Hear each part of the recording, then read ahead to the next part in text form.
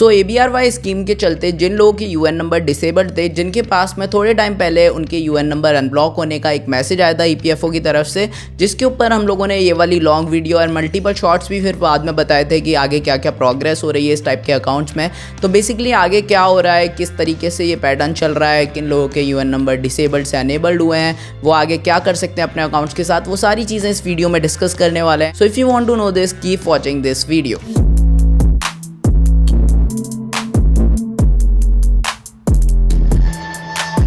तो देखो, सबसे पहली बात तो ये है कि काफ़ी सारे लोगों के पास में तो मैसेजेस आए ही नहीं है जिनके UN नंबर डिसेबल्ड थे। कुछ ही लोगों के पास में मैसेजेस आए हैं, और जिनके पास में मैसेज आए हैं उनमें से भी काफ़ी कम लोगों के ये अकाउंट्स ओपन हो पा रहे हैं। स्टिल बाकी सारे जो लोग हैं रिमेनिंग, उनके पास में मैसेज तो आया है बट उनके अकाउंट्स अभी भी लॉगिन नहीं हो पा रहे हैं, अभी तक उनका अकाउंट डिसेबल्ड पड़ा हुआ है। तो अब इस चीज़ का हम लोगों ने कोई पैटर्न ऑब्जर्व करने की कोशिश की कि भाई इस चीज़ के पीछे क्या पैरामीटर हो सकता है, क्या कंपनी की ऑडिट इस पर डिपेंड कर रहा है कि किस कंपनी की ऑडिट हो गई उसी के अकाउंट्स खुलेंगे, क्या कोई KYC पे डिपेंड कर रहा है एंड ऑल। तो हमारे को एज सच कोई भी पैरामीटर नहीं मिला, कोई भी पैटर्न नहीं मिला जिससे हम आपको ये बता सके कि किन लोगों के अकाउंट्स ओपन हो रहे हैं, किन लोगों के अकाउंट्स अभी तक बंद है। तो दैट इज़ टोटली रैंडम, और हर एक पर्सन का रैंडमली डिफर कर रहा है, उसका अकाउंट खुल रहा है या फिर नहीं खुल रहा। तो इसका कोई भी क्लियर कट ना तो EPFO की तरफ से जवाब है और ना ही हम लोग ऑब्जर्व कर पाए। दूसरी बात करें कि जिन लोगों के अकाउंट्स ओपन हो रहे हैं तो वो अपने PF अकाउंट के साथ में क्या क्या कर पा रहे हैं, क्या क्या एक्सेस कर पा रहे हैं।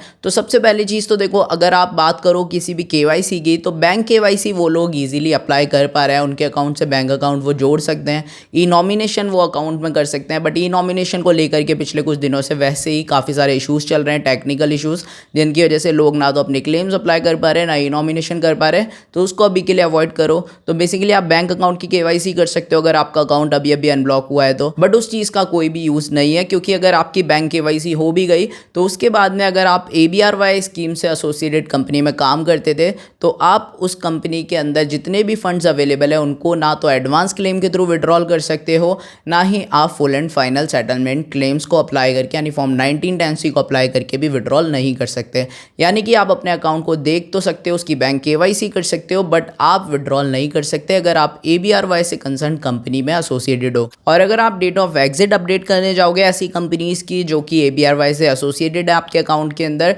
तो वो भी आप अपलोड नहीं कर सकते, डेट ऑफ एग्जिट भी आप मार्क नहीं कर सकते। वहाँ पे कुछ इस टाइप का एरर आएगा that access to this feature has been deactivated for your account, so please contact EPFO for more assistance. तो अगर आप क्लेम करने जाओगे, एडवांस क्लेम में आप सेम मेंबर ID सेलेक्ट करोगे, वहाँ पे भी ये एरर आएगा। और अगर आप फॉर्म 1910 से अप्लाई करने जाओगे, अगर आपकी पहले से डेट ऑफ एग्जिट डली हुई है, तो वहाँ पर भी ये सेम एरर ही आने वाला है। दैट मीन्स कि आप अपने अकाउंट को देख करके खुश हो सकते हो कि हाँ आपका अकाउंट खुल गया, बट आप विड्रॉल नहीं कर सकते उस कंपनी से जो कि ABRY का बेनिफिट ले चुकी है, जिसके ऊपर EPFO को डेफिनेटली कुछ अपडेट लानी चाहिए जल्दी से जल्दी। जिन कंपनीज का एटलीस्ट ऑडिट वगैरह कंप्लीट हो चुकी है उन कंपनीज को तो एटलीस्ट विड्रॉल देना चाहिए, उनके एम्प्लॉयज़ आखिर विड्रॉल कर पाए, ऐसा फीचर तो एटलीस्ट उनको अनेबल कर देना चाहिए, बट अभी तक वो अनेबल नहीं हुआ है। अगर फ्यूचर में होता है तो हम लोग डेफिनेटली वीडियो बनाने वाले हैं। सो आप सब्सक्राइब भी कर सकते हो चैनल को, बेल आइकन को हिट भी कर सकते हो, जिससे कि आपको फ्यूचर की वीडियोस की अपडेट भी मिलती रहे। तो अब बात की जाए कि किन लोगों के लिए बेनिफिशियल है, तो अगर आप एक ऐसे एम्प्लॉय हो जो मल्टीपल कंपनीज में काम कर चुके, बट क्योंकि आपकी सर्विस हिस्ट्री में कोई एक ऐसी कंपनी थी जो कि ABRY स्कीम का बेनिफिट ले रही थी,